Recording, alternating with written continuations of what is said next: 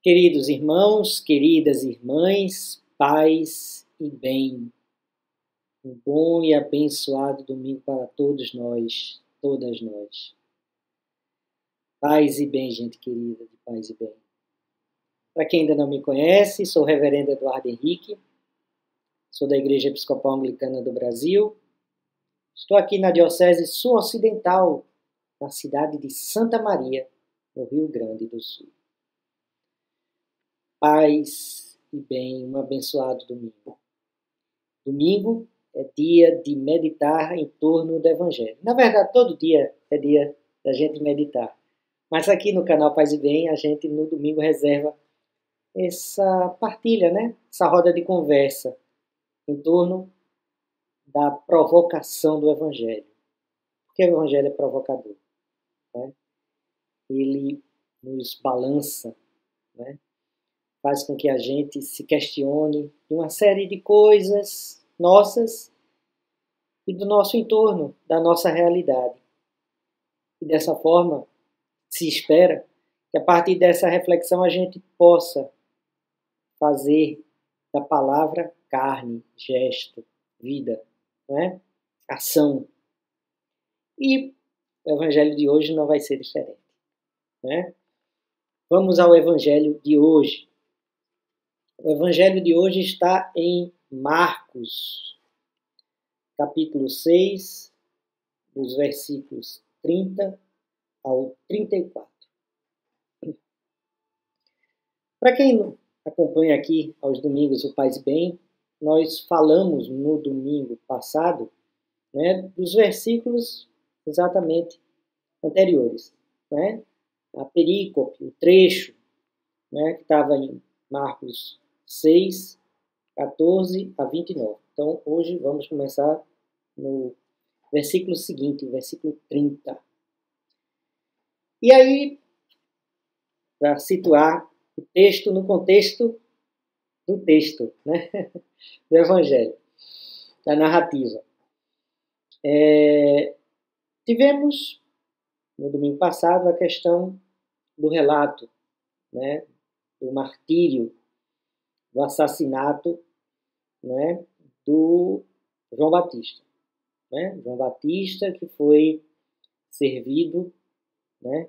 Uma bandeja dentro de um banquete diabólico, né? Numa festa promovida por Herodes.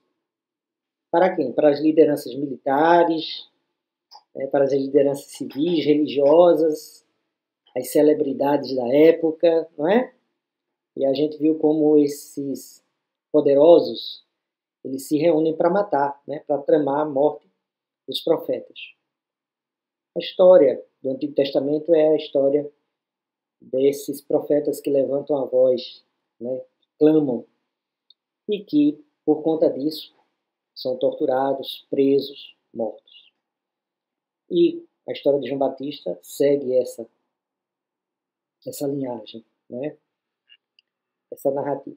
Então, em seguida, desse retrato, desse quadro, o Evangelho prossegue agora sobre a questão, a centralidade de Jesus. Vamos lá. Marcos capítulo 6, versículos 30 ao 34. 6, versículos 30 ao 34. Os apóstolos se reuniram com Jesus e lhe contaram tudo o que tinham feito e ensinado. E aí a gente vai ver que isso retoma a narrativa do envio, né? 2 a 2 para pregar e aí anunciar. Então Jesus chamou os 12 e começou a enviá-los, 2 a 2, e deu-lhes autoridade sobre espíritos impuros, ordenou que não levassem nada no caminho, a não ser um bastão apenas, nem pão, nem sacola, nem dinheiro no cinto, né? A gente também falou isso lá no domingo retrasado. Mas agora esses apóstolos voltam, né, e contam as maravilhas, as coisas que ele fez, que eles fizeram, né, pregando a boa nova do rei. Então Jesus lhes disse: venham só vocês. seja, ali o grupo, né, mais próximo a ele, a um lugar deserto e descansem um pouco. E aí a gente vê essa necessidade do repouso, né? Diante do ativismo, diante da luta, do anúncio, a gente precisa também se reservar. E a gente pode pensar que esse repouso tem a ver também com a oração, né? Com a meditação, tem a ver com o recolher-se, né? O movimento mesmo de buscar, né, um espaço de paz, de recolhimento mesmo, né? E que depois desse enfrentamento, né, da realidade adversa ao anúncio, Jesus chama agora esses, né, que aí a gente pode pensar que eram 12 no sentido simbólico, tá? Grupo maior até, talvez, né? Entre homens e mulheres também, né? Então, Jesus chama esses e diz, olha, vamos para um lugar reservado, para descansar, um lugar deserto, para descansar um pouco. O deserto aqui é esse lugar, não é? É distante das multidões, um lugar retirado, não é? Porque em outros momentos esse deserto também vai servir como lugar do perigo, um lugar da tentação, né? Um lugar onde há um enfrentamento com a sombra. Né? Mas aqui é um lugar do reservado, que a tradição, inclusive, né, eremítica, né, dos monges do deserto vai se inspirar muito nessa parte. Porque eram tantos os que iam e vinham que não tinham tempo nem de comer, né? Então, é preciso a gente dar um tempo aqui para restabelecer as energias. E foram de barca a um lugar deserto e afastado. No entanto, muitos os viram partir e, sabendo disso, foram até lá a pé, vindo de todas as cidades, e chegaram antes deles. Quando Jesus desceu da barca, viu uma grande multidão e se encheu de compaixão, porque eram como ovelhas sem pastor. E começou a ensinar-lhes muitas coisas. A centralidade desse evangelho está aqui. Jesus olha a multidão, né? Viu uma grande multidão. E ele se encheu de compaixão, porque eram como ovelhas sem pastor. Esse tema da ovelha, do pastor, eu sou o bom pastor, né? O bom pastor reconhece as suas ovelhas.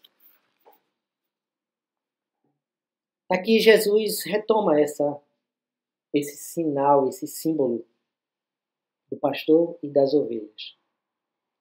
E uma das coisas que a gente pode perceber é, diante de um tempo, né, tão marcado pela religião, pela experiência institucional, né, legalista da fé, diante dos doutores da lei, dos fariseus, né, os chefes das sinagogas, diante desse grupo religioso, Jesus olha e diz que eram como ovelhas sem pastor. Não é porque faltava pastoreio, porque na verdade esses não exercitavam, não exerciam esse pastoreio.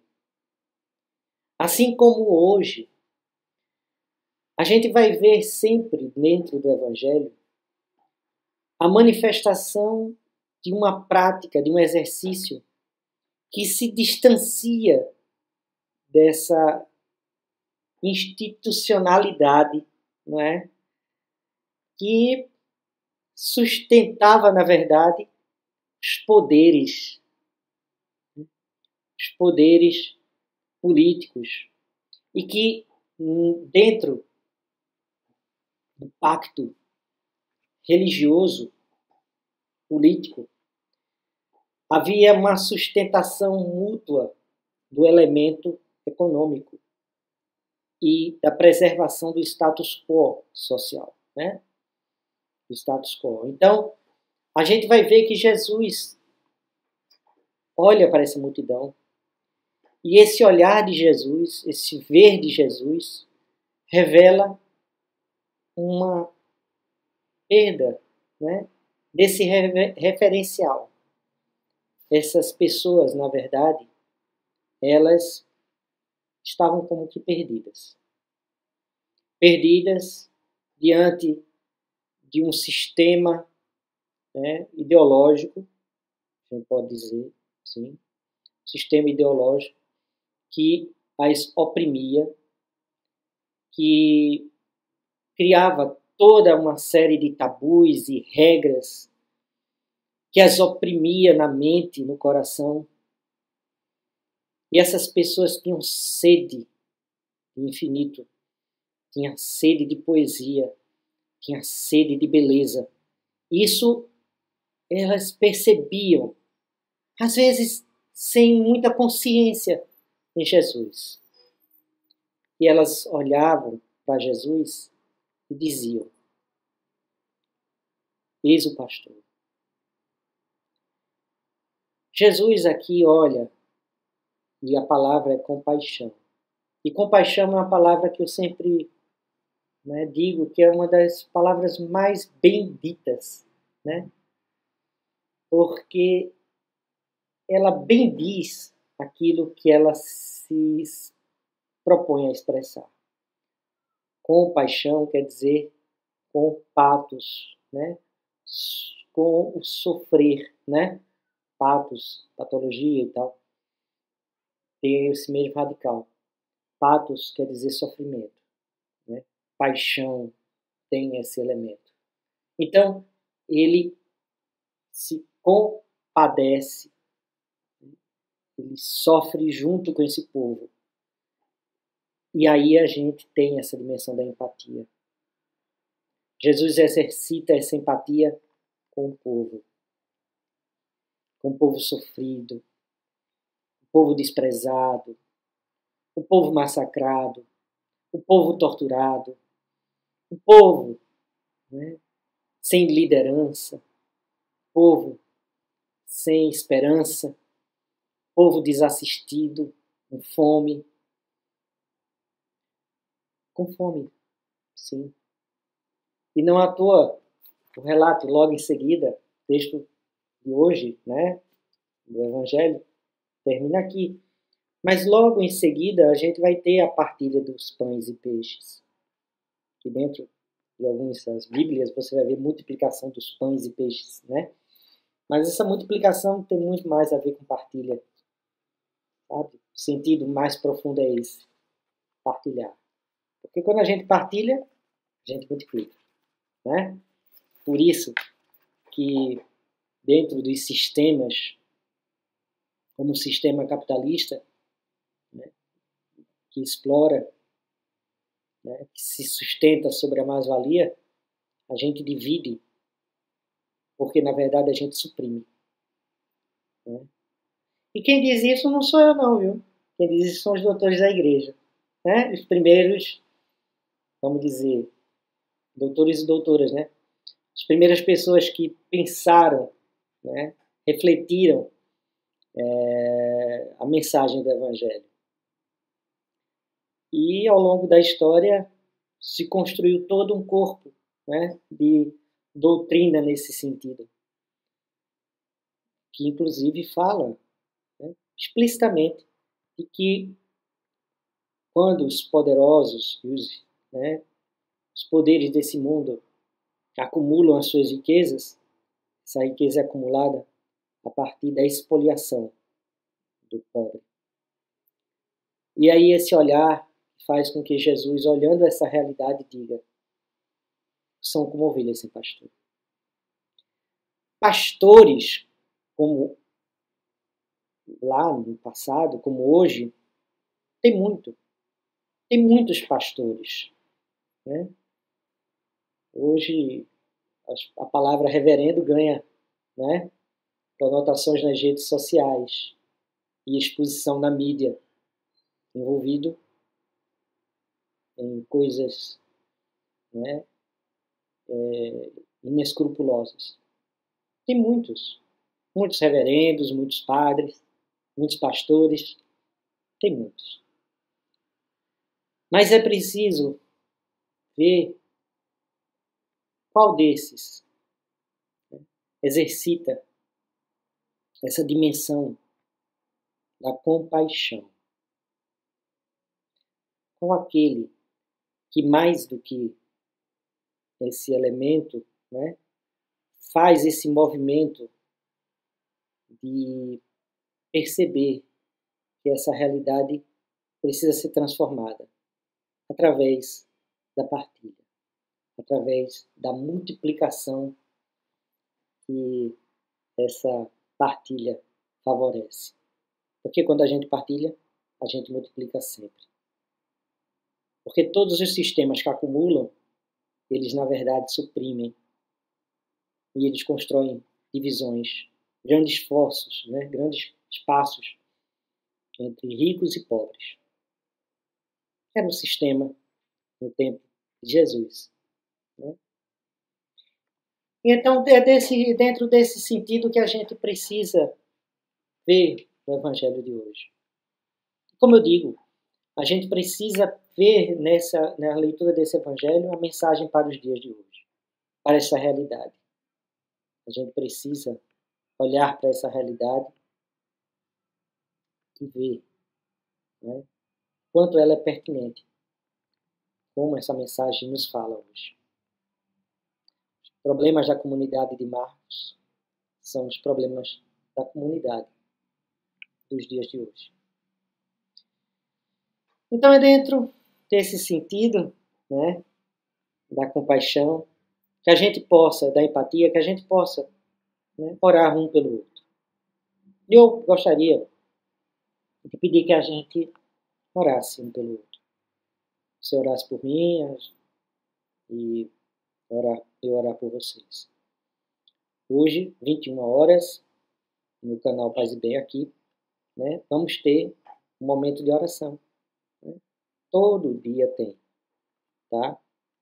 E aí, sintam-se bem-vindos e bem-vindas a esse espaço de oração. 21 horas, oração ao fim do dia, no canal Paz e Bem.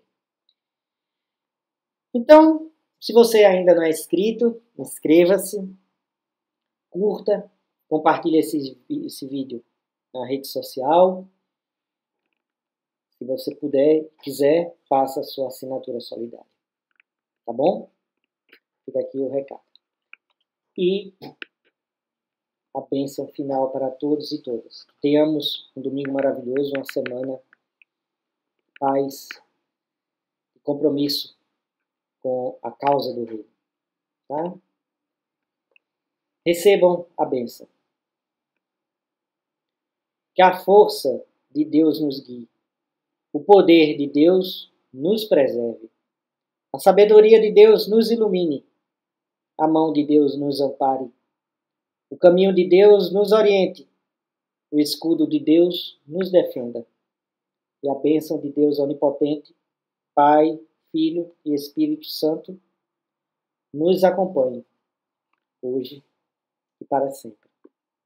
Amém. Deus nos abençoe. Galerinha de Paz e Bem. Fica aqui o meu abraço, o meu carinho. Tchau.